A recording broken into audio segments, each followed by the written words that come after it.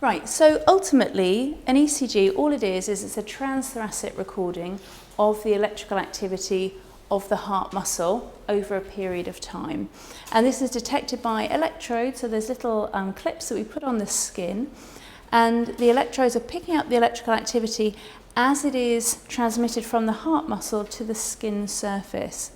And the ECG itself, the device, amplifies these tiny electrical signals to give you the ECG complexes that you see.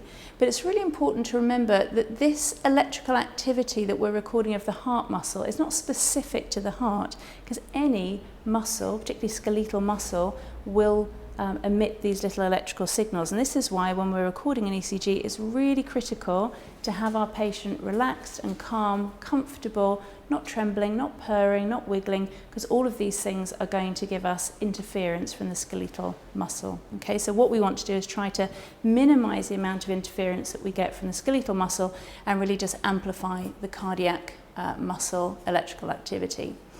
Now, the notes that I've given you are quite I suppose theory-based, because I thought you could have those as something to go back to. So they may not always follow exactly what we're doing here. What I'd like you to do is really focus on the PowerPoints, and then, as I said, the notes can be a reference for you.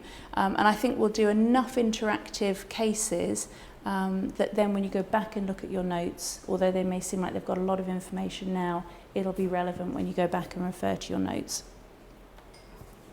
So we run ECGs for a number of reasons. So obviously diagnosing cardiac arrhythmias or rhythm disturbances, and the ECG can tell us about the source of the arrhythmia, but also the frequency. So where's it coming from? Atria, ventricles, maybe AV node, and frequency meaning how frequent is it? Is it frequent enough that we need to treat, or we won't, do we think we need to intervene, or is it something we're going to monitor?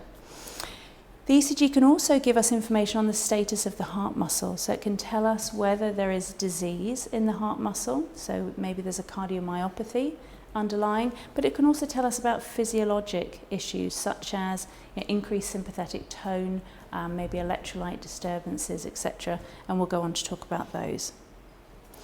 But do be aware there are limitations of the ECG, and we use the ECG now less and less for diagnosing heart size, specific chamber enlargement. Really, your ECG is a gold standard way of diagnosing the source and frequency of your arrhythmia. If you have no access to radiographs or ultrasound, then it may give you a guide on heart enlargement, but just be aware that there will be animals who've got really big hearts on ultrasound who don't have any changes when you do the ECG measurements, and vice versa. Okay, so it's not specific, but it can be helpful. But it isn't the most sensitive way of diagnosing that. It also doesn't tell us anything about the ability of the heart to contract, okay? So it tells us about the electrical activity in the heart, but it doesn't tell us how well the heart muscle is actually contracting.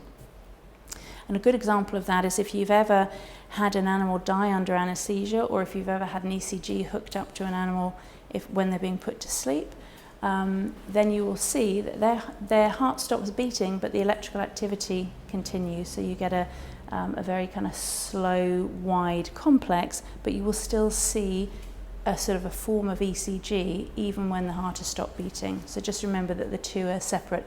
And that's why doing an ECG is a very important part of a cardiac workup, because that's telling us about the electrical activity, and the ultrasound is telling us about the mechanical and structural activity.